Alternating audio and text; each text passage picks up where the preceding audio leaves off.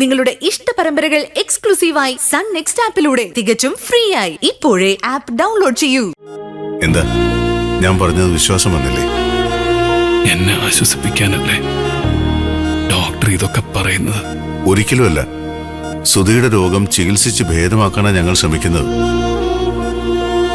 Doctor, ഈ കിടപ്പിൽ നിന്ന് ഞാൻ ഇനി എഴുന്നേക്കില്ലെന്ന് എനിക്കറിയാം. നോ സുധി, ഞാനിതൊന്നും വെറുതെ പറയുന്നതല്ല.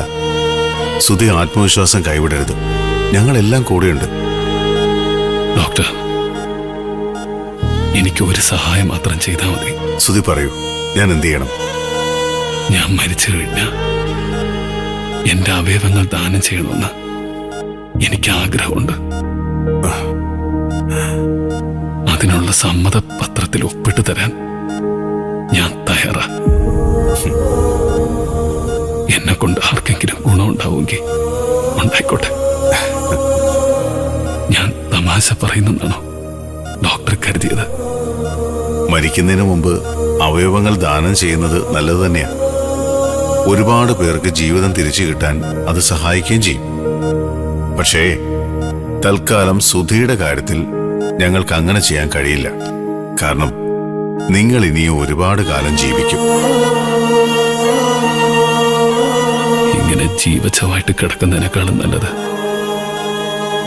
മരിക്കുന്ന തന്നെയാണ് ഡോക്ടർ. ജനനവും മരണവും തീരുമാനിക്കുന്നത് നമ്മളല്ല. ഒരു ഡോക്ടർക്കും അതിലൊരു പങ്കുമില്ല. ചികിത്സ നൽകാം, രക്ഷിക്കാൻ ശ്രമിക്കാം. അതല്ലാതെ മറ്റൊന്നിനും കഴിയില്ല. എന്തായാലും സുധി നിരാശപ്പെടേണ്ട ഒരു കാര്യമില്ല. ഡോക്ടർ ജോൺ മാത്യുവിന്റെ സർജറി കഴിഞ്ഞാൽ സുധി എഴുന്നേറ്റ് നടക്കും. ഞാനല്ലേ പറയുന്നത്? എനിക്ക് വിശ്വസിക്കാമോ ഡോക്ടർ? തീർച്ചയായും പോസിറ്റീവായി മാത്രം ചിന്തിച്ചാൽ മതി. സുധിയുടെ ഭാര്യയും അച്ഛനും അമ്മയെല്ലാം സുധിക്കായി ഒരുപാട് പ്രാർത്ഥിക്കുന്നുണ്ട്. പിന്നെ ഈ ഹോസ്പിറ്റൽ മുഴുവൻ സുധിയോടൊപ്പമുണ്ട്.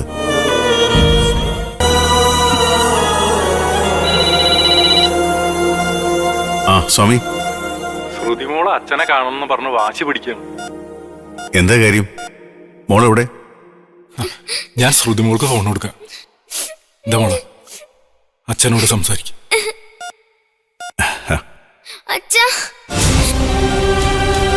എന്താ മോളെ?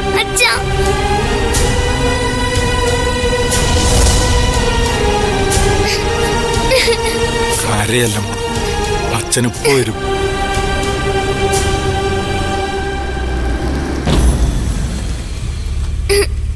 മോളെ,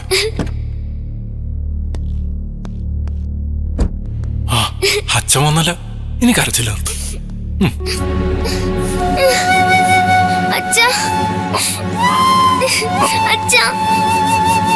എന്താ മോളെ, എന്തു പറ്റി? സ്വാമി, മോളെന്തിനാ കരയുന്നേ?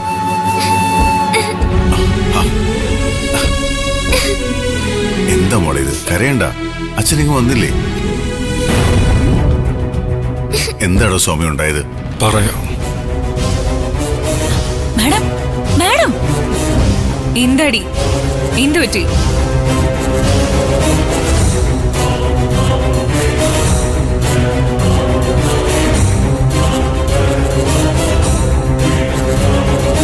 എന്താണോ സ്വാമി ഇതൊക്കെ? അവൾ എന്തിനാ എന്റെ മോളെ ഇങ്ങനെ സങ്കടപ്പെടുത്തുന്നത്? തൽക്കാലം വഴക്കിനൊന്നും പോണ്ട. വഴക്ക് പറഞ്ഞിട്ട് എന്താ കാര്യം? ഒരമ്മയുടെ സ്നേഹം എന്താണെന്ന് അവൾക്കറിയില്ലല്ലോ. എല്ലാം അവസാനിപ്പിച്ച് ഇറങ്ങിപ്പോയാലോന്ന് ഞാൻ പലവട്ടം ആലോചിച്ചതാ. പക്ഷേ എന്റെ മോളെക്കുറിച്ച് ആലോചിക്കുമ്പോൾ അതിനൊന്നും സാധിക്കുന്നില്ല. ഇനി ഞാൻ എന്തെങ്കിലും കടുത്ത തീരുമാനം എടുക്കും. അല്ലാതെ പറ്റില്ല സ്വാമി. എങ്കിൽ പിന്നെന്തിനാ ലേറ്റ് ആക്കുന്നത്? ഒരു മ്യൂച്വൽ ഡിവോഴ്സ് പേപ്പറിൽ ഒപ്പിട്ട് തരാൻ ഞാൻ എപ്പോഴേ റെഡിയാ.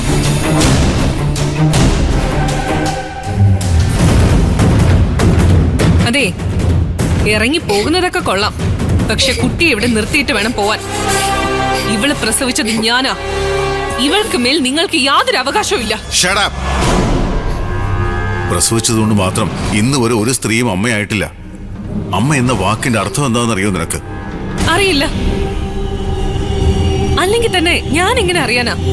നമുക്ക് കിട്ടുന്നതല്ലേ കൊടുക്കാൻ പറ്റൂ. ഞാനും ഇങ്ങനെയൊക്കെ തന്നെയാ വളർന്നത്.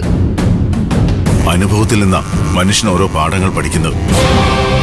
നിനക്ക് ചുറ്റിലും നീ ഒന്ന് ശ്രദ്ധിച്ചു നോക്ക്.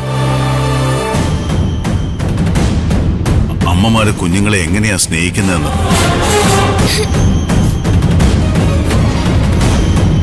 അമ്മയും കുഞ്ഞും തമ്മിലുള്ള പൊക്കിൾക്കൊടി ബന്ധം എന്താണെന്നെങ്കിലും നിനക്കറിയോ?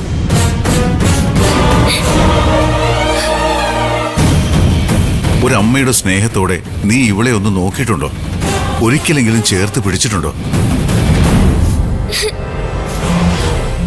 മോളെ എന്നൊരു വാക്ക് സ്നേഹത്തോടെ വിളിച്ചിട്ടുണ്ടോ? കരയുമ്പോ ഒരിക്കലെങ്കിലും നീ മോളെ ഒന്ന് ആശ്വസിപ്പിച്ചിട്ടുണ്ടോ? കുഞ്ഞുനാളിൽ നമ്മുടെ മോൾ ഉറക്കമില്ലാതെ കരഞ്ഞ രാത്രികളിൽ ഒരിക്കലെങ്കിലും നീ ഇവളെ തോളിൽ കിടത്തി ഒരു താരാട്ട് പാടിയിട്ടുണ്ടോ? താരാട്ട് പാടാൻ ഞാൻ സംഗീതമൊന്നും പഠിച്ചിട്ടില്ല. സ്കൂളിൽ പോയി പഠിച്ചിട്ടല്ല ഒരമ്മയും കുഞ്ഞിനെ താരാട്ട് പാടി ഉറക്കുന്നത്. സ്വന്തം കുഞ്ഞിനെ നെഞ്ചോട് ചേർത്ത് പിടിക്കുമ്പോൾ ഒരമ്മയുടെ നെഞ്ചിൽ നിന്നും ഊറി വരുന്ന സ്നേഹമാ ആ അമ്മയുടെ താരാട്ട്. ഒരിക്കലെങ്കിലും നമ്മുടെ മോൾക്ക് വേണ്ടി നീ ഉറങ്ങാതിരുന്നിട്ടുണ്ടോ? ഒരു രാത്രിയെങ്കിലും? ഇതൊന്നും ചെയ്യാത്ത നീ എങ്ങനെ ഒരു അമ്മയാകും? അമ്മ എന്നൊരു വാക്ക് പറയാൻ പോലും നിനക്ക് യോഗ്യതയില്ല. എന്റെ യോഗ്യതയൊന്നും നിങ്ങൾ തീരുമാനിക്കണ്ട. അല്ലെങ്കിൽ തന്നെ എന്നെ പോലൊരു പെണ്ണിനെ കിട്ടാൻ നിങ്ങൾക്ക് എന്താ യോഗ്യത? എന്നിട്ടും ഞാൻ നിങ്ങളെ വിവാഹം കഴിച്ചില്ലേ? ഒരു കുഞ്ഞിനെ പ്രസവിച്ച് തന്നില്ലേ? അതൊക്കെ തന്നെ ധാരാളം. പിന്നെ ഇതിനെ ഉറക്കാൻ ഞാൻ ഉറങ്ങാതിരിക്കണം പോലും. ഞാൻ എന്തിനു ഉറങ്ങാതിരിക്കണം? അതിനെനിക്ക് സൗകര്യമില്ല. അതിനൊക്കെ ഇവിടെ സെർവൻസ് ഉണ്ട്. കരയുന്ന കുഞ്ഞിന്റെ കാര്യങ്ങളൊക്കെ അവര് നോക്കിക്കോളും.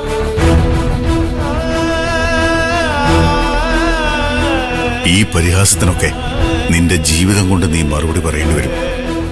പക്ഷെ ഒരു കാര്യം നീ ഓർത്താൽ നല്ലത്. നീ പറഞ്ഞതുപോലെ എന്നെങ്കിലും ഒരു ദിവസം ഇവിടെ നിന്ന് ഇറങ്ങി പോകേണ്ടി വന്നാൽ ഞാൻ എന്റെ മോളെയും കൊണ്ടേ പോകും. നമുക്ക് കാണാം. കാണാം.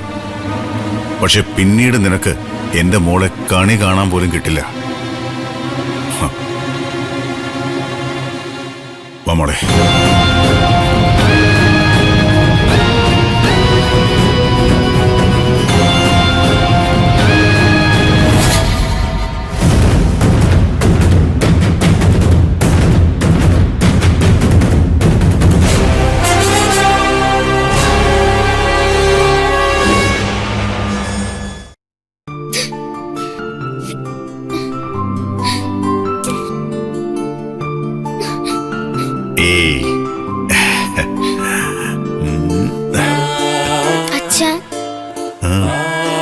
അച്ഛനെ കെട്ടിപ്പിടിച്ച് കിടക്കൂ.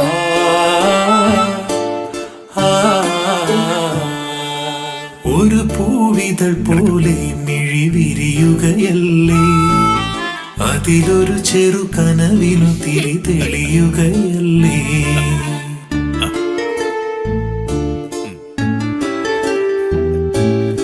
ഇനി എന്നുമി നമ്മൾ സ്വയം അലിയുകയില്ലേ, പ്രിയമൊരു സുഖമിരു മനസ്സുകൾ അറിയുകയല്ലേ. മായാമഴവില്ലാം നിൻ ചിറകുകൾക്കരികിൽ ഇന്നും തണൽ തേടും ഒരു പൊന്നെ. ആഹാരം കഴിച്ചില്ലല്ലോ, എടുത്തു വെക്കട്ടെ. നീ നൽകിയ വേണ്ട, സ്നേഹത്തിൽ എനിക്ക് വിശപ്പില്ല. കുറച്ചെന്തെങ്കിലും. സ്വാമി പോയി കിടന്നോളൂ. ഒരു പവിഴ മധുര മൊഴികൾ തിരയാൻ ഒരു പൂവിതൾ പോലെ മിഴി വിരിയുകയല്ലേ, അതിലൊരു ചെറു കനവിനു തിരി തെളിയുകയല്ലേ. എന്താ മോളെ? എനിക്ക് പേടിയാവുന്ന അച്ഛാ. എന്തിനാ പേടിക്കുന്നേ? അച്ഛനില്ലേ കൂടെ? മോളുറങ്ങിക്കോ.